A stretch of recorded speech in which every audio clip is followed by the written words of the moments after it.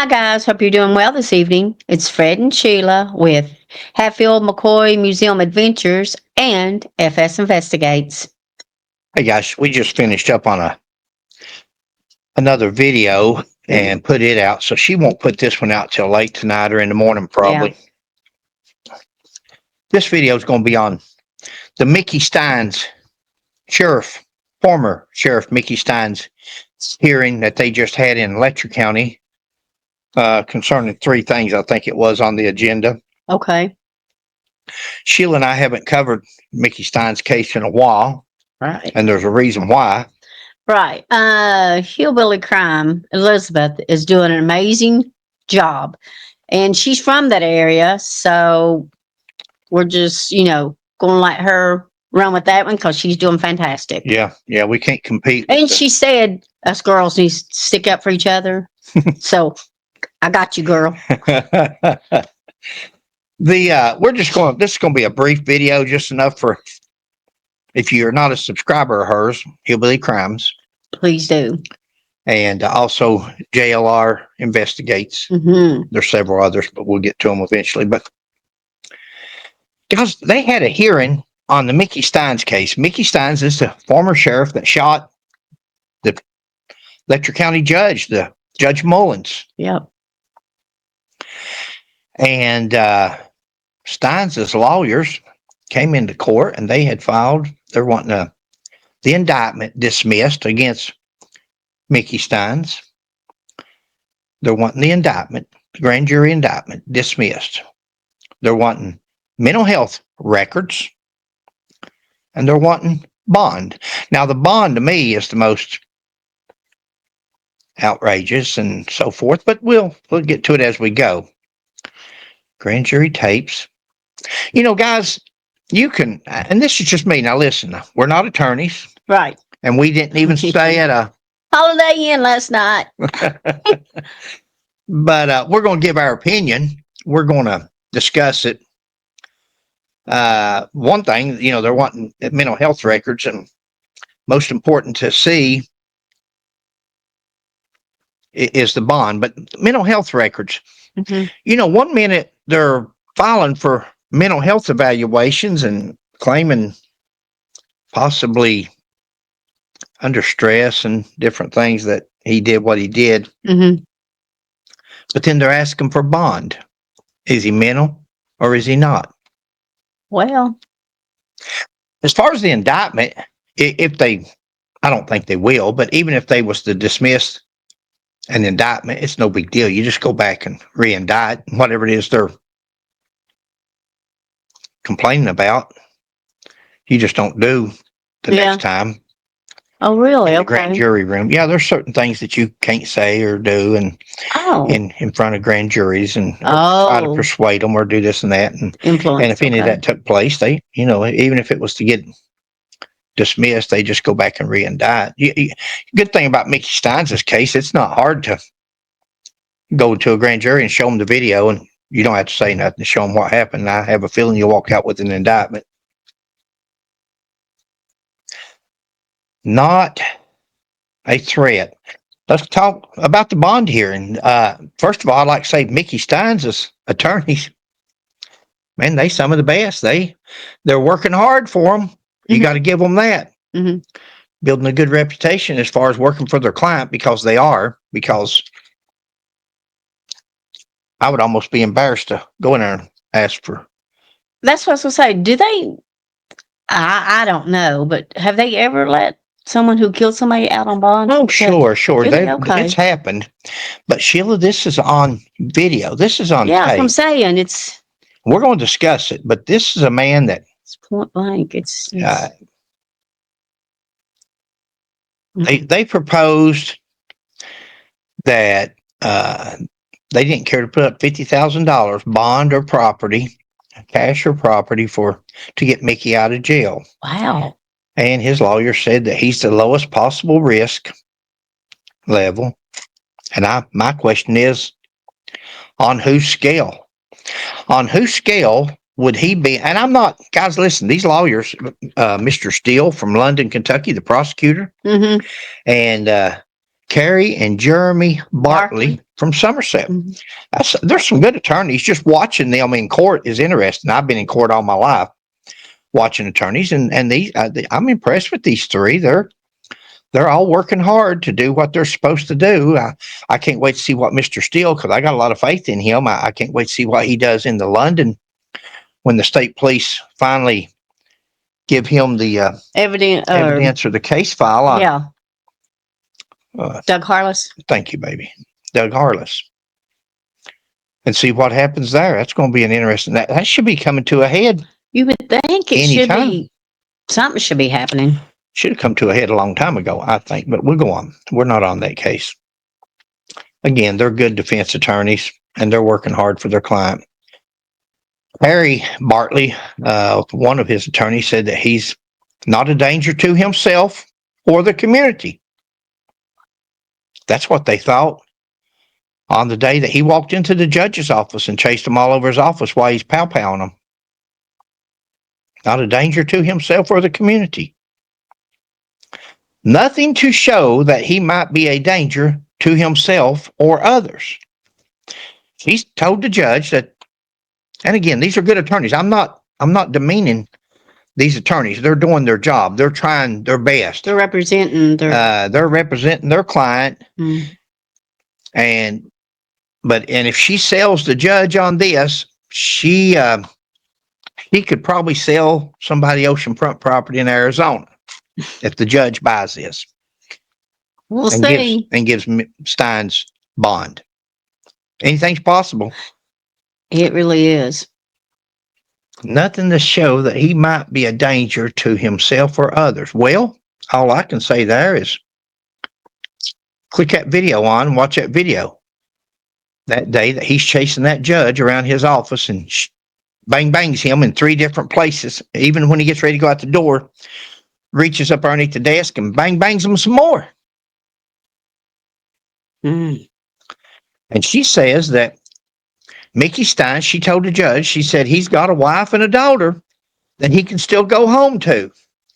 I don't know if any of you was watching. We're not going to play the video here because Hillbilly Crime has covered it well. Yeah. And you can see in the background on the other side, you'll see Judge Mullins' widow. Yeah. And the face, huh? And the daughter. I don't know who that is. Is that a daughter? Maybe. I'm not sure. Sitting with her. I don't know if it's a daughter or a friend or. But you can see their face, their reaction. I think the person sitting next to her is probably a victim's advocate person, maybe a friend, but. The lady with the notepad or whatever. Yeah. That seems like more of a victim's advocate or something like that they give you. Could be wrong. Says he has a wife and a daughter that he can still go home to. Told the judge that if you'll let Mickey have bond, he's got a wife and a daughter he can go home to. Judge Mullins' widow, she can't go home to her husband. Now, guys, we still don't know what happened here. I don't think we'll ever know. I think this case will be played out. So we'll never know the truth as to what happened, if anything. All kinds of speculation, all kinds of rumors. We don't like to go on rumors and speculation. When we went up there, Sheila and I went to Whitesburg last year when this happened. This happened the day after we found Joseph Couch, and the next day. This happened. Yeah. The 19th, I think it was. Yeah, September 19th. He's respected in the law enforcement community. Guys, I'm former law enforcement of 40 years. Anybody that watches our channel knows that. Some people says, well, you always saying that for? Well, I'm proud of it. But 40 years law enforcement, and I don't respect him one iota. He's a red drum backwards. Big M, U-R. She told the judge that Mickey Stines was well respected in the law enforcement community. I'm retired law enforcement. I certainly don't respect him. What he done. He was a chief law enforcement in the county. A sheriff is the chief law enforcement officer in the county in Kentucky. They carry some weight, power. I don't know what he done. Sheila and I don't, but no. there's other ways to have taken care of it. He was not a threat. He wasn't armed. There was not even a bang bang in his desk or in his pocket or any. A lot of people told us when we was up there that he always carried a bang bang and had one in his office, had this. But according to the state police, according to what we know so far, Right. nobody has right. ever said that there was a bang bang near the judge or that he ever tried to go. To reach for one. They don't have to tell us that. We watched the video 100 times and you never see him. He's smoking that cigarette, but never went for no It's bang hard bang. to say what. No excuse for it. I don't care what he done short of standing there holding a remote control for a explosive device or something, but Yeah. he wasn't. Arrest him. Whatever he done, arrest him and put him in court. Put him in jail. A man who has great respect for the law. I'm just wrote down a few lines here of what Carrie Bartley, his attorney, told the judge. Judge, this is a man who has great respect for the law. I say, phooey. I don't believe that. I don't believe that. I don't think the judge is going to buy that. I don't think anybody that's watched that video is going to buy that. When you just pull out a bang bang and start banging, all I can say is the Bartleys are great attorneys. They are. We have to wait and see if they bring everything out in order to know what the reason was. Sheila, there's no. I know there's no reason. Or are me and you going to disagree on live? Yes. That's okay. We tend to disagree. Sheila and I are like yin and yang. Sheila's calm one. I'm the rowdy one. Sheila's right now I'm the itchy one. Yeah, we're both itching. I just got out of the hot shower, so I'm not as bad as she is, probably. Yeah, I don't know. I feel sorry for both sides. Turkey mites, guys. If you haven't followed our other videos, we've been in the woods and we got turkey mites again. Yeah. You did what? I feel sorry for both sides. Oh, of course. Sorry for Mickey's family. Yeah. His wife, daughter. I think he's got a son that sits in the back there. Of course you feel sorry for people.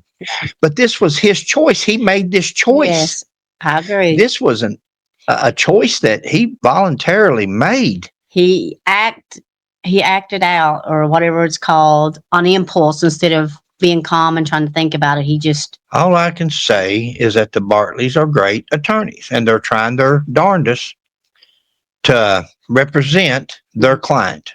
Yeah. You got to respect that. That's right, babe. You got to respect it. It's what they were hard to do. The judge, this is not a question of who done it. The judge said that, and he's exactly right. This is not a question of who done it. And that's exactly, it's right there. So true, it's on video. And it was horrible. Yes. Guys, we don't have anything on the Mickey Stines case. That's it. They had a hearing wanting those three things done. The judge gave them 10 days or so-and-so. September the 2nd, I believe, he told them to have everything in that they want him to look at, and he'd rule on it. Oh, really? So he will give them he will give them his decision on September 2nd on whether to let them I think they have till September the 2nd to get anything that they want, briefs. Any brief that they want to file or anything they want to follow up with, trying to explain to him why he should do any one of these three things or all. Okay. And then he'll rule. He didn't say when he would rule. He just said have their briefs in by September the 2nd, and then he'll. So when he gets ready to give his ruling, they'll have another court appearance or whatever. Well, they'll probably have a public.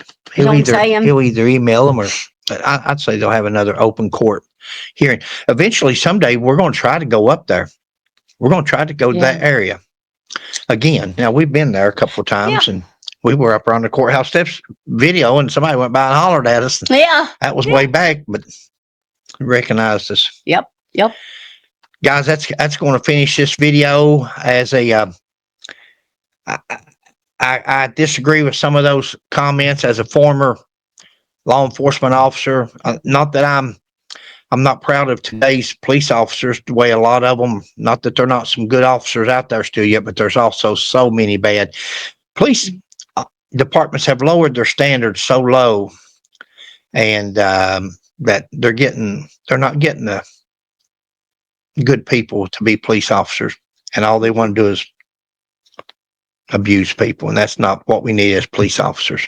They're going around like this right here rather than clean shaven and military style and look halfway decent. Nowadays you can't tell who's the police and who's the bad guy. I feel you. I wish they can. I hope they can see that. And see that little arm slide down and go on my knee right here. I don't know if they did or not. If they caught it, they might see. She used to get onto me. She say, "Look at you, ratting me out." It rats me out all the time. Quit ratting me out because I appreciate her doing it. She keeps me grounded. Otherwise, I put my foot in my mouth. That's all right. Guys, thank you for joining us. It's up.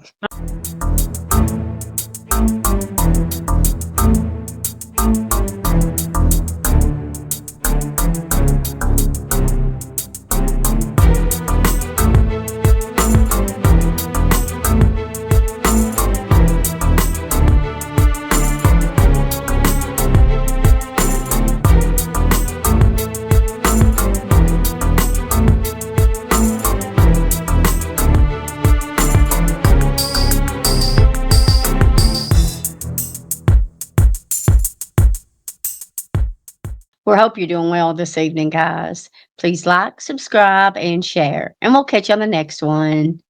God bless. Bye. Thanks, guys.